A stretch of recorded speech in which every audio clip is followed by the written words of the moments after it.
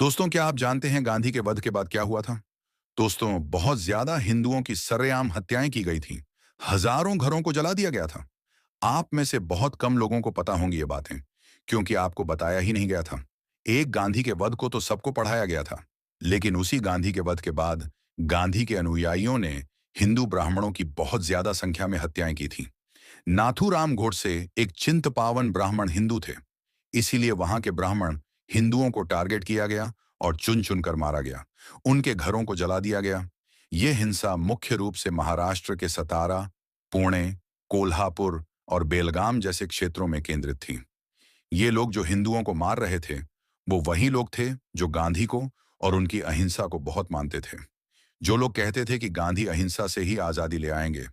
दोस्तों, अंग्रेजों ने भारत के लाखों लोगों को मार दिया, लेकिन इनका खून नहीं खोला। इनको कोई फर्क नहीं पड़ा। भारत के विभाजन के समय मुसलमानों ने भी लाखों हिंदुओं को मार दिया, फिर भी इनका खून नहीं खोला। लेकिन दोस्तों, नाथूराम गोडसे ने एक गांधी का वध किया, तो इनका खून इतना खोल गया कि इन लोगों ने ढूंढ ढूंढ कर हजारों ब्राह्मणों को इसलिए मार दिया, क्योंकि नाथूराम गोडसे एक ब्राह्मण हिंदू था। रिपोर्ट्स के अनुसार कई ब्राह्मणों को चुन चुनकर निशाना बनाया गया। इसमें सैकड़ों लोगों की हत्या के दावे किए जाते हैं। हजारों ब्राह्मणों के घर जला दिए गए। संपत्ति को बड़े पैमाने पर लूटा और नष्ट किया गया।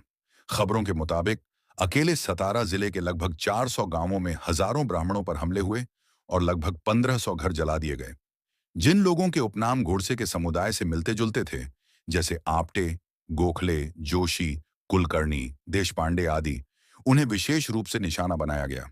कुछ लेखों और साक्ष्यों में यह भी आरोप लगाया जाता है कि उस समय की सरकार ने इस ब्राह्मण विरोधी नरसंहार की घटना को दबाने या छुपाने की कोशिश की।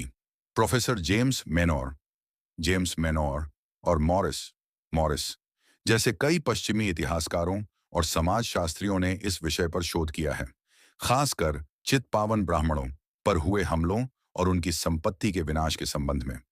उनके शोध में सतारा, कोल्हापुर और पुणे जैसे क्षेत्रों में हुई हिंसा का दस्तावेजीकरण किया गया है। कुछ मराठी और भारतीय इतिहासकारों ने भी 1948 की इस हिंसा को अपनी पुस्तकों और शोध में शामिल किया है।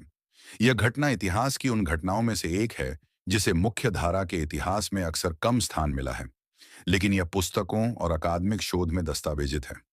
दोस्तों, ये भी भारतीय इतिहास का वो काला सच है जो आप लोगों से छुपाया गया है, लेकिन उद्घोष लगातार आपके लिए इतिहास से वो सच आपके सामने ला रहा है।